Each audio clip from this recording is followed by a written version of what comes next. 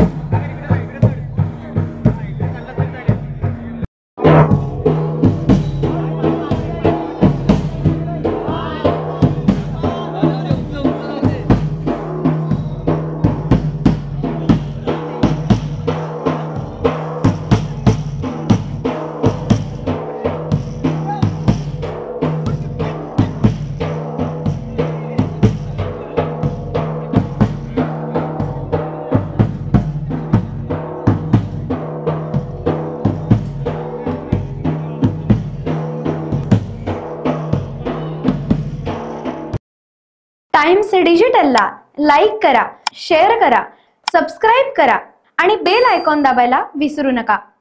Times digital.